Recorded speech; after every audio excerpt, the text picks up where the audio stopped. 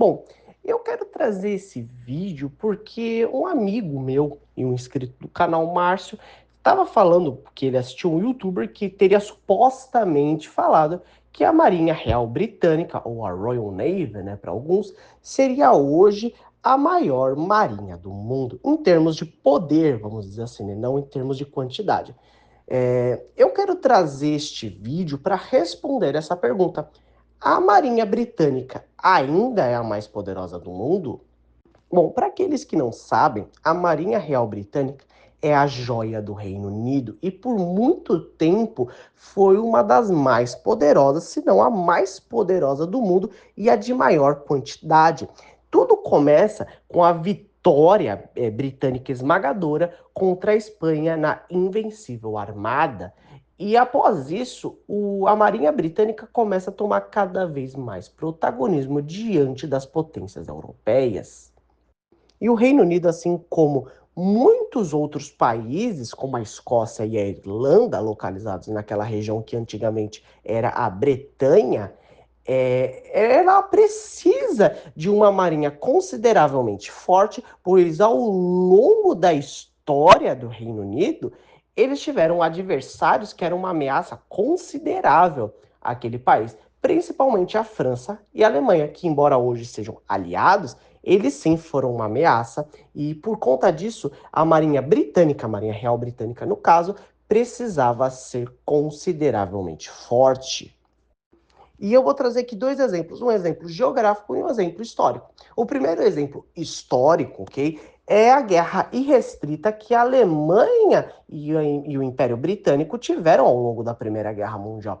E aqueles que não sabem, a marinha alemã na Primeira Guerra Mundial era bem ameaçadora. Não era nem comparada, assim, objetivamente com a marinha britânica, mas era muito poderosa. E por conta disso, a Marinha Real Britânica ela precisava ter esse poder, principalmente para poder administrar o seu império colonial, que era gigantesco no período, e por conta disso, eles conseguiam fazer frente ao Império Alemão, mesmo sendo uma das maiores potências, se não a maior potência militar terrestre da Europa. E um exemplo geográfico é só vocês olharem direitinho o mapa da França. A França tem uma região, que agora eu não sei o nome, mas que é importante vocês aí pesquisarem, fica bem próxima da costa britânica. Então, se você tem um barco ali, uma marinha considerável, você consegue navegar e chegar bem rápido na costa britânica. Só que aqueles que conhecem de guerras e até mesmo militarismo sabem que hoje uma invasão anfíbia precisa de dois elementos principais: a superioridade aérea e a superioridade naval. E com a Marinha Britânica, que na época era muito poderosa, fazia frente a grandes potências como a Alemanha nazista. A Alemanha nazista tinha uma operação separada para invadir, né, o Reino Unido. Só que eles não conseguiram. Por quê? Porque com a Blitz de Londres de 1940, que foi um fracasso completo, e a Luftwaffe não conseguiu fazer frente à Royal Air Force, eles não conseguiram a superioridade aérea. Aí vocês vão falar, mas a superioridade naval, professor? A superioridade naval nunca teve, porque a Kriegsmarine não tinha nenhuma fração do poder da Marinha Britânica na Segunda Guerra Mundial. As três maiores marinhas da Segunda Guerra Mundial sempre foram os Estados Unidos, o Japão e o Reino Unido. E em termos de quantidade, eu não falo de qualidade, mas de quantidade, a Marinha Britânica era maior do que todas as marinhas do eixo. Porém, é importante destacar que, embora a marinha japonesa não tivesse a mesma quantidade que a marinha britânica, ela ainda era uma marinha extremamente moderna e uma ameaça considerável aos Estados Unidos. Mas, em 42, com a Batalha de Midway, a marinha japonesa sofreu uma grande perda quando seus 4 porta-aviões utilizados na batalha foram destruídos, o que marcou o início do declínio da marinha japonesa. onde os Estados Unidos começam a assumir uma posição hegemônica na região, da qual vai conseguir ultrapassar a marinha japonesa lá por 43 e em 45 sendo uma marinha extremamente moderna, da qual também hoje nós veremos que é uma das marinhas mais poderosas, se não a mais poderosa do mundo. Bom, e após essa contextualização histórica, vamos então analisar a Royal Navy. E para deixarmos isso de forma mais honesta, nós vamos analisar números, da qual eu utilizarei dados do Global Firepower, que é um site mais popular, né, e mais atualizado. Segundo, nós vamos analisar a questão da qualidade desses equipamentos. Em terceiro, nós veremos um especialista na área que vai dar vamos dizer assim, um parâmetro geral dizendo como ele vê de fato a Royal Navy. Iniciaremos falando de dados, de quantidade.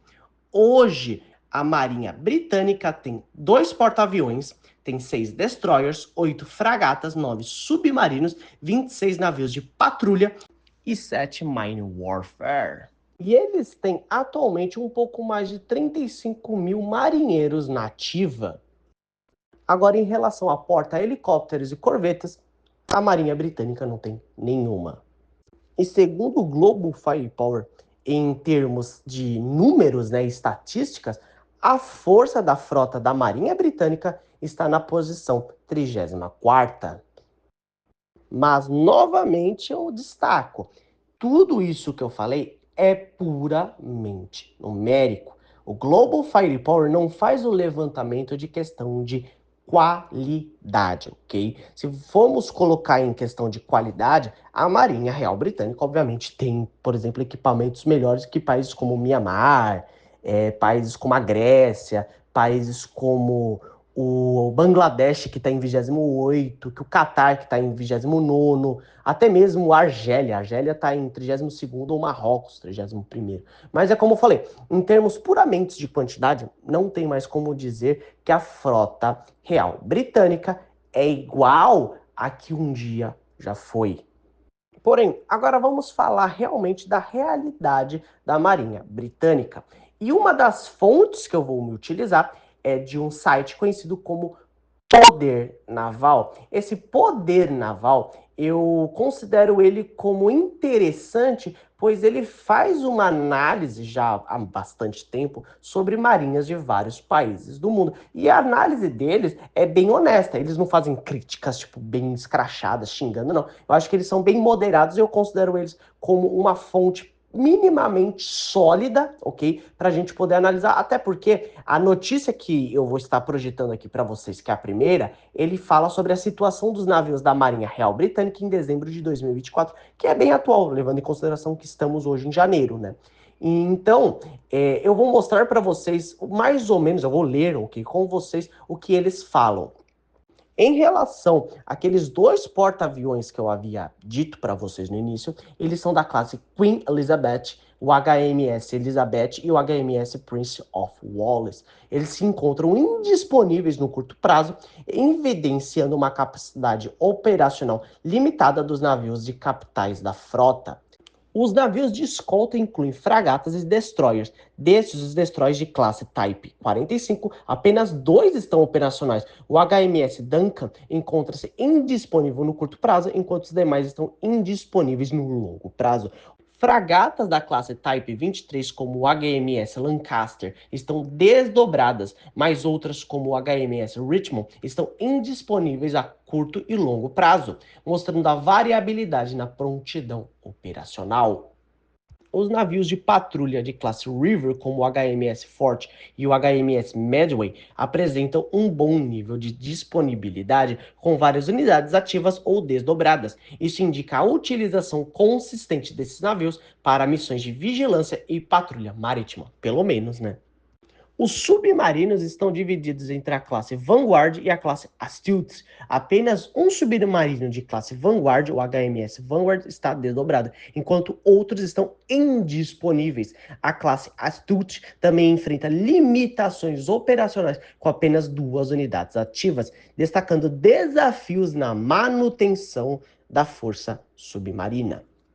Os navios auxiliares cruciais para o apoio logístico da frota apresentam uma mistura de estados operacionais. Enquanto alguns navios, como o RFA Mont Bay, estão ativos, outros, como o RA Fort Victoria, estão indisponíveis a longo prazo, reduzindo a capacidade de apoio logístico imediato. Ou seja, esses navios auxiliares, que para aqueles que têm um bom conhecimento da logística marítima, como o próprio aponta o site, ele demonstra que os britânicos eles não conseguiriam ter a sua utilização a longo prazo, pelo menos de alguns como o RF Fort Victoria. Ou seja, será realmente que a Marinha Britânica está preparada para um eventual conflito marítimo como sofreram na Primeira ou na Segunda Guerra Mundial? Navios especializados como o HMS Protector e o HMS Scott apresentam estados variados. O HMS Protector, por exemplo, está desdobrado, enquanto outros permanecem inativos, evidenciando uma lacuna em operações especializadas. E o próprio site ele faz uma conclusão que eu vou ler aqui com vocês. O infográfico evidencia os desafios de prontidão enfrentados pela Marinha Real Britânica em dezembro de 2024. Apesar de algumas unidades estarem ativas ou desdobradas, uma proporção significativa da frota encontra-se indisponível, seja por manutenção ou modernização. Isso destaca a necessidade de investimento contínuo na frota para manter sua capacidade de cumprir missões estratégicas e operacionais. Ou seja, no primeiro momento nós vimos que em termos de quantidade a Marinha Real Britânica já não é mais tão numérica, e em termos de qualidade de seus equipamentos, segundo pelo menos o poder naval, já não é mais tão claro de que a Marinha Real Britânica seja relevante. Então, muitos podem dizer assim, mas professor, o que você está falando, né, é somente uma análise segundo um site. Você tem como dizer para mim uma fonte, ou pelo menos uma autoridade que comprove isso? Sim, eu tenho. E eu vou citar o ex-chefe da Marinha Real e também almirante, o Lord West. Segundo o ex-chefe da Marinha Real, o almirante Lord West, ele classificou em 2023 a Royal Navy como pateticamente fraca.